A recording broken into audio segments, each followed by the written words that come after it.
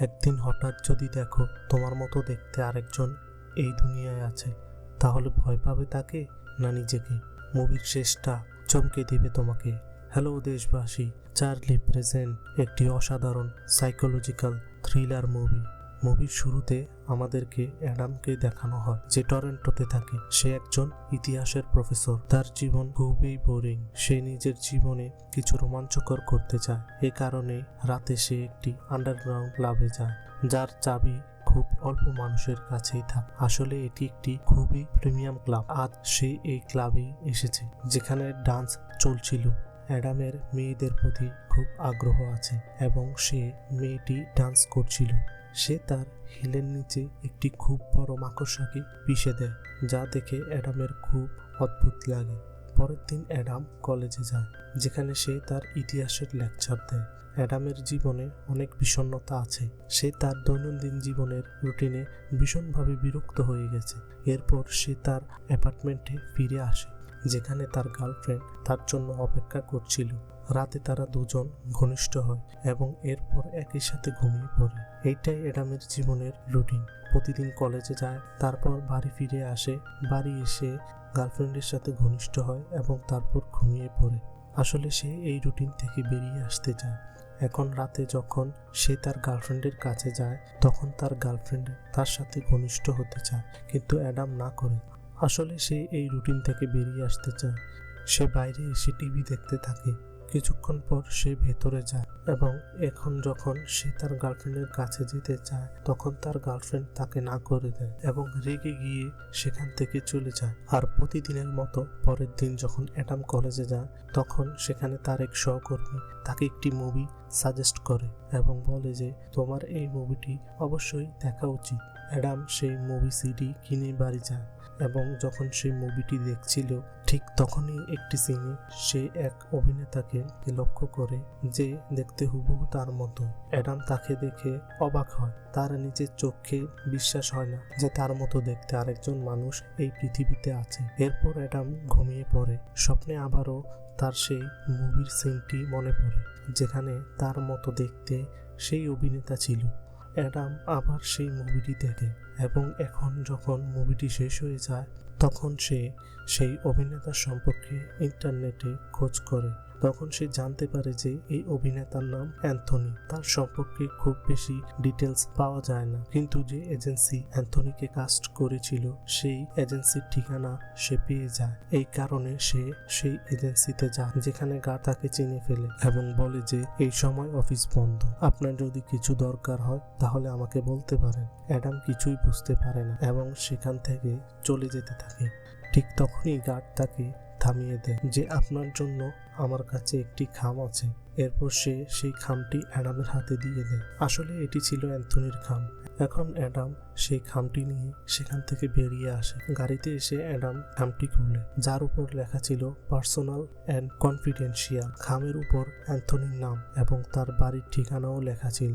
এখন সে ভেতরের আরেকটি খাম খোলে না, বরং খামের উপর লেখা ঠিকানায় পৌঁছে যায়, যেখানে বাইরে একটি ইন্টারকম ছিল, যার উপর অ্যান্থনির নম্বরও লেখা ছিল। এখন সে সেই নম্বরে কল করে। বাড়িতে অ্যান্থনির ওয়াইফ ছিল। সে কলটি রিসিভ করে। যখন সে অ্যাডামের কণ্ঠস্বর শোনে, তখন তার মনে হয় এটা তার স্বামী অ্যান্থনিরই কণ্ঠ। সে বলে, মজা করো না, তাড়াতাড়ি বাড়ি চলে এসো। এই কথা শুনে অ্যাডাম ভয় পেয়ে যায়। এই কারণে সে নিজের বাড়িতে ফিরে আসে। এরপর আবারও সে সেই নম্বরে কল করে এবং ফোনটি আর কেউ নয়, অ্যান্থনি রিসিভ করে। অ্যাডাম যখন তার কণ্ঠস্বর শুনে, তখন তার মনে হয় সে যেন নিজের সাথেই কথা বলছে। অ্যাডাম যখন সামনে থেকে কিছু বলে না, তখন অ্যান্থনি তার উপর চিৎকার করতে শুরু করে। সে বলে, তুমি যদি আবার এই নম্বরে কল করো তাহলে আমি পুলিশে অভিযোগ করব। অ্যাডাম বলে, আমি জানি না কিভাবে তোমাকে বুঝাবো, কিন্তু তোমার আর আমার চেহারা হুবহু এক। আমি শুধু একবার তোমার সাথে দেখা করতে চাই। অ্যান্থনি তখনও চিৎকার করছিল। ঠিক তখনই তার ওয়াইফ সেখানে এসে যায়। তাকে দেখে অ্যান্থনি ফোনটি কেটে দেয়। তার ওয়াইফ জিজ্ঞেস করে, তুমি কার সাথে কথা বলছিলে? সে মিথ্যা বলে দেয় যে তার বন্ধুর সাথে কথা বলছিল। তার ওয়াইফ বুঝে যায় যে সে তার সাথে মিথ্যা বলছে, কারণ কোনো মানুষই নিজের বন্ধুর সাথে এভাবে কথা বলে না। তার ওয়াইফের মনে হয় সে সেই মেয়েটার সাথে কথা বলছিল যার সাথে সে প্রায়ই কথা বলে, কিন্তু যার ব্যাপারে সে কখনোই তার ওয়াইফকে কিছু জানায় না। এদিকে রাতে অ্যান্থনিও ইন্টারনেটে অ্যাডামের সম্পর্কে খোঁজ করে। সে জানতে পারে যে অ্যাডাম একজন ইতিহাসের প্রফেসর। সে তার ঠিকানাটা একটা কাগজে লিখে নিজের কাছে রেখে দেয়। অ্যান্থনির ওয়াইফ এসবই লক্ষ্য করছিল। অ্যান্থনি ঘুমিয়ে পড়ার পর সে চুপি চুপি সেই কাগজটা নিয়ে নেয় এবং পরের দিন সেই ঠিকানায় পৌঁছে যায়, যেটা আসলে অ্যাডামের কলেজ। ওদিকে অ্যাডাম তখন ক্লাসে থাকে। ঠিক তখনই তার কাছে অ্যান্থনির ফোন আসে। অ্যান্থনি তাকে বলে যে সে তার সাথে দেখা করতে চায় এবং খুব তাড়াতাড়ি দেখা করার লোকেশন জানাবে। এই কথা শুনে অ্যাডাম খুব খুশি হয়ে যায়। সে ক্লাসরুম থেকে বেরিয়ে একটা বেঞ্চে গিয়ে বসে। সেই সময় অ্যান্থনির ওয়াইফ সেখানে আসে এবং অ্যাডামের পাশের বেঞ্চে বসে পড়ে। অ্যাডামকে দেখে সে ভীষণ অবাক হয়ে যায়, কারণ তাকে দেখে তার একদম বদলে যাওয়া মনে হয়। আসলে তার মনে হয় এটাই অ্যান্থনি। এরপর সে অ্যাডামের কাছে তার প্রেগন্যান্সির ব্যাপারে জিজ্ঞেস করে। সে তখন গর্ভবতী ছিল এবং সেটা স্পষ্টভাবে বোঝা যাচ্ছিল। এরপর অ্যাডাম আবার নিজের ক্লাসে চলে যায়। অ্যান্থনির ওয়াইফ পুরোপুরি কনফিউজ হয়ে যায়। সে অ্যান্থনিকে ফোন করে। অ্যান্থনি ফোন রিসিভ করে। তার কণ্ঠস্বর শুনে সে আরো বেশি অবাক হয়ে যায়। অ্যান্থনি বলে যে সে বাড়িতেই আছে। তার ওয়াইফ তাড়াতাড়ি বাড়ি ফিরে আসে এবং দেখে যে অ্যান্থনি সত্যিই বাড়িতে আছে। সে পুরোপুরি বিভ্রান্ত হয়ে পড়ে। অ্যান্থনি তখন বলে যে সে তার ব্লুবেরি খুঁজে পাচ্ছে না। সে বলে, তুমি তো জানো ড্রিঙ্ক করার পর আমি সবসময় ব্লুবেরি খাই। আসলে অ্যান্থনি সবসময় নিজের কথাই ভাবে। তার ওয়াইফ গর্ভবতী হলেও সে সেই ব্যাপারে একদম চিন্তিত নয়। এদিকে অ্যাডামকে দেখানো হয় যে রাতে সে একটা ভয়ঙ্কর স্বপ্ন দেখে। স্বপ্নে সে কিছু মেয়েকে দেখে যাদের মুখ ধীরে ধীরে মাকড়সার মতো হয়ে যায়। পরের দিন সকালে অ্যান্থনি অ্যাডামকে একটা হোটেলে দেখা করার জন্য ডাকে। এই প্রথম ওরা দুজন মুখোমুখি হয়। শুধু চেহারাই নয়, ওদের কণ্ঠস্বরও একেবারে একরকম। অ্যাডাম জিজ্ঞেস করে, তোমার পেটে কি কোনো দাগ আছে? অ্যান্থনি বলে, হ্যাঁ। এরপর সে নিজের পেটের দাগটা তাকে দেখায়। অ্যাডামের পেটেও ঠিক একই রকম দাগ ছিল। এটা দেখে অ্যাডাম ভীষণ ঘাবড়ে যায়। তার কাছে যে অ্যান্থনির খাম ছিল, যেটা গার্ড তাকে দিয়েছিল, সেটা টেবিলের উপর রেখে সে সেখান থেকে বেরিয়ে যায়। কিন্তু অ্যান্থনি বাইকে করে তার পিছু নিতে শুরু করে। তবে কিছুক্ষণ পরেই সে সেখান থেকে চলে যায়। তারপর থেকে অ্যান্থনি প্রতিদিন অ্যাডামের পিছু নিতে থাকে। সে অ্যাডামের পুরো রুটিন লক্ষ্য করতে থাকে। একদিন অ্যান্থনি অ্যাডামের গার্লফ্রেন্ডকে দেখে এবং তার প্রতি আকৃষ্ট হয়ে পড়ে। এই কারণে সে অ্যাডামের গার্লফ্রেন্ডকে লক্ষ্য করা শুরু করে। অন্যদিকে আমাদের দেখানো হয় অ্যাডাম যে তার মায়ের সঙ্গে দেখা করতে যায় এবং জিজ্ঞেস করে, আমার কি কোনো যমজ ভাই ছিল? তার মা বলে, না, তোমার কখনো কোনো যমজ ভাই ছিল না। যদি থাকতো তাহলে আমি অবশ্যই তোমাকে জানাতাম। অ্যাডাম তার মাকে অ্যান্থনির ব্যাপারে সবকিছু বলে দেয়। সেখান থেকে বের হওয়ার সময় সে শহরে বিশাল বিশাল মাকড়সা দেখতে পায়। তার কিছুই বুঝে আসে না, এত বড় মাকড়সা শহরে কিভাবে এলো। অন্যদিকে দেখানো হয় অ্যান্থনিকে, যে এখন অ্যাডামের গার্লফ্রেন্ডের প্রতি পুরোপুরি আসক্ত হয়ে পড়েছে। সে যে কোনো ভাবে তার সঙ্গে একসাথে রাতে থাকতে চায়। এই কারণেই সে অ্যাডামকে নকল করা শুরু করে। এরপর সে একটি পরিকল্পনা বানায়। সেই পরিকল্পনা অনুযায়ী সে অ্যাডামকে দেখা করতে ডাকে এবং বলে, তুই আমার ওয়াইফের সঙ্গে প্রতারণা করে রাতে ছিলি। এখন আমিও তোর গার্লফ্রেন্ডের সাথে রাত কাটাবো, নইলে তোর জন্য ভালো হবে না। একবার আমি তোর গার্লফ্রেন্ডের সঙ্গে রাত কাটাই, তাহলে আমাদের দুজনের হিসাব সমান হয়ে যাবে। তারপর আমি তোর জীবন থেকে চিরকালের জন্য দূরে চলে যাব। অ্যাডাম বলে, আমি এমন করিনি। অ্যান্থনি এটা মানতে চায় না, কিন্তু অ্যান্থনি তাকে বাধ্য করে। এরপর সে অ্যাডামের কাপড় এবং তার গাড়ির চাবি নিয়ে সেখান থেকে চলে যায়, যাতে তার গার্লফ্রেন্ডের বিশ্বাস হয় যে সেই অ্যাডাম। অ্যাডাম ভীষণ অপরাধ বোধে ভুগতে থাকে। সে চায় না অ্যান্থনি এমনটা করুক। এখন অ্যান্থনিকে শিক্ষা দেওয়ার জন্য সে ইচ্ছা করেই তার বাড়িতে যায়, যাতে তার ওয়াইফের সঙ্গে থেকে অ্যান্থনিকে শাস্তি দিতে পারে। আর যখন সে সেই বিল্ডিংয়ে যায়, সেখানে যে সিকিউরিটি ম্যানেজার ছিল, সে অ্যাডামকে অ্যান্থনি ভেবে নেয় এবং বলে, আমি কি আবার একবার আপনার সঙ্গে সেই সিক্রেট ক্লাবে যেতে পারি যেখানে ডান্স হয় সেই জায়গায়। এটা আমাদের বোঝায় যে মুভির শুরুতে যে ক্লাবে গিয়েছিল সে অ্যাডাম ছিল না, বরং অ্যান্থনি ছিল। আর তখন তার সাথে সিকিউরিটি ম্যানেজারও উপস্থিত ছিল।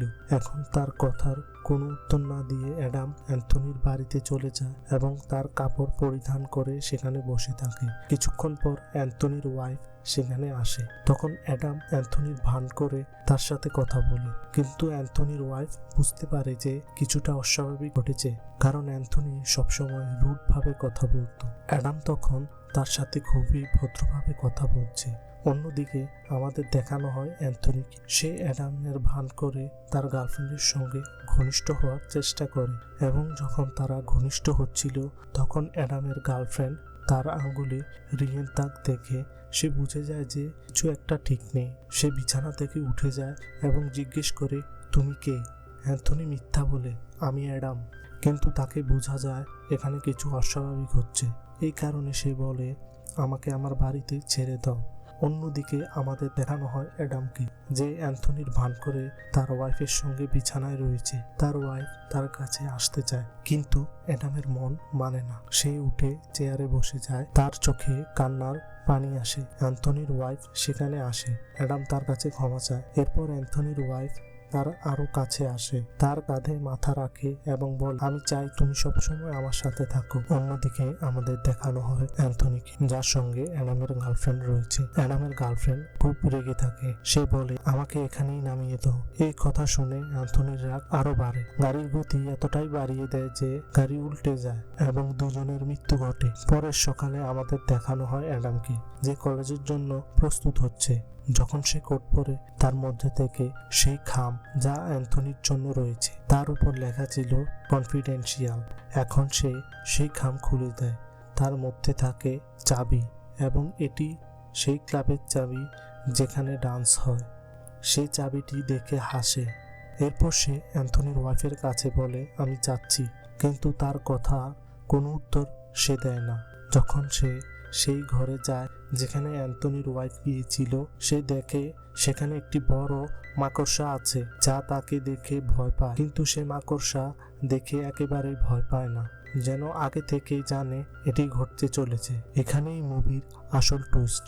আসলে এই অ্যান্থনি এবং অ্যাডাম একই ব্যক্তি, মূলত তাদের মধ্যে একজনের স্প্লিট পার্সোনালিটি ডিসঅর্ডার আছে।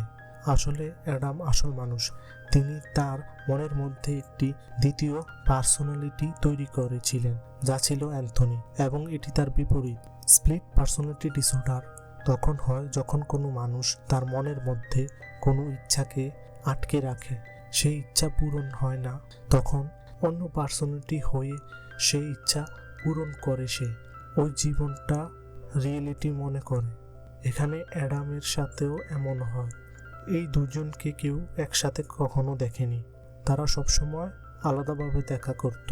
এই কারণে যখন সে তার মায়ের কাছে যায় এবং তার যমজ ভাই সম্পর্কে জিজ্ঞেস করে, তখন তার মা বলে, তোমাকে থার্ড গ্রেড অভিনেতার মতো আচরণ করা উচিত নয়, তোমাকে রিয়েল ওয়ার্ল্ডে বাঁচতে হবে, তোমার ফ্যান্টাসি জগৎ থেকে বের হয়ে আসো। এটি প্রমাণ করে যে তার মা জানতেন যে তার স্প্লিট পার্সোনালিটি ডিসঅর্ডার আছে। আসলে সে তার নিজের পার্সোনালিটি পছন্দ করত, যেমন অ্যান্থনি ব্লুবেরি পছন্দ করত, অ্যাডাম ব্লুবেরি পছন্দ করত না। যখন অ্যান্থনির ওয়াইফ কলেজে আসে তাকে দেখতে, অ্যান্থনি জিজ্ঞেস করে, তুমি কত মাসের গর্ভবতী? সে বলে 6 মাস। এই প্রশ্ন শুনে সে খুব অবাক হয়।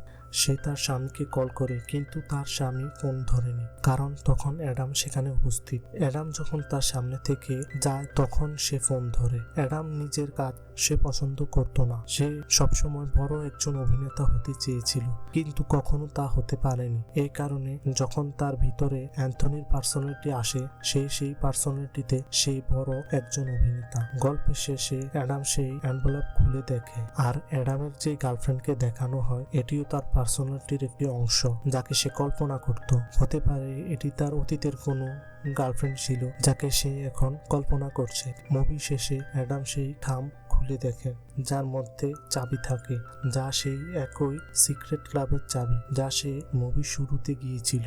এর মানে তার স্প্লিট পার্সোনালিটি ডিসঅর্ডার আবারও শুরু হয়েছে। সে আবার সেই সাইকেলটি পুনরায় শুরু করবে। যখন সে ঘরে প্রবেশ করে তখন তার ওয়াইফ তাকে একটি স্পাইডার হিসেবে দেখে, যা তার থেকে ভয় পায়। তার ওয়াইফ বুঝতে পেরেছে যে সে এখনো পুরোপুরি সুস্থ হয়নি, এজন্য সে আবারও বাইরে যাচ্ছিল। যদিও এক রাত আগে তার অন্য পার্সোনালিটি এবং তার গার্লফ্রেন্ড, যা কল্পনা ছিল, তাদের অ্যাক্সিডেন্ট হয়ে গিয়েছিল এবং তারা মারা গিয়েছিল। এর মানে এক রাত আগে সে তার ওই পার্সোনালিটি থেকে বের হয়ে এসেছিল। এই কারণে রাতের সময় সে পুরোপুরি শান্ত ছিল। তার ওয়াইফ কোথাও না কোথাও তার অন্য পার্সোনালিটির ব্যাপারে জানতো, এজন্য সে তার সাথে এসে তাকে শান্ত করার চেষ্টা করছিল। এই মুভিতে আমরা অনেক জায়গায় মাকড়সা দেখি, যা অ্যাডামের লোভকে প্রকাশ করে। এজন্য মুভির শেষের দিকে যখন সে সেই ক্লাবের চাবি পায় যেখানে সে ডান্স দেখতে পারবে, তখন সে তার ওয়াইফকে বিদায় জানাতে গেলে দেখে একটি বড় মাকড়সা তার থেকে ভয় পাচ্ছে, কারণ সে আবার তার লোভের কারণে সেই লুপে ফেসে যাবে, যা তার ওয়াইফ বুঝতে পারছে। এখানেই মুভিটা শেষ হয়। অ্যাডামের এই স্প্লিট পার্সোনালিটি সমস্যাকে দেখিয়ে মুভিতে পরিচালক এটা বোঝাতে চেয়েছে যে মানুষের মনে হচ্ছে আসল এনিমি। মানুষ নিজের মনকে নিয়ন্ত্রণ করতে পারলে বাইরের শত্রু থেকে তার কোনো ভয় নেই। তোমার এই ভিডিও সম্পর্কে কি মতামত আছে কমেন্ট বক্সে অবশ্যই লিখবেন। আশা করি এই ভিডিওটা তোমাদের ভালো লেগেছে। ধন্যবাদ সবাইকে এই ভিডিওটা শেষ পর্যন্ত দেখার জন্য। আবারও দেখা হবে নতুন কোনো মুভি এক্সপ্লেনেশন ভিডিওতে। ততক্ষণের জন্য সবাই ভালো থাকবেন।